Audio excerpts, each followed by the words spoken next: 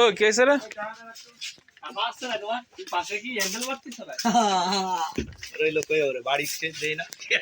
handle মানে মারো তো ভাই হে রমেশ নেই এ ভাই হে টা দেবে কিটা হে গাড়ি খাট দিতে আসলে 330 2500 টাকা আছে কাকা টাকা আপনি দিয়ে দেবেন নাই দেশে অত ব্যস্ত কা না এনাকে ভাগ আছে এবার 5 মাস ভাই 330 বাড়াই তো বড় হবে এই রে ধর ওই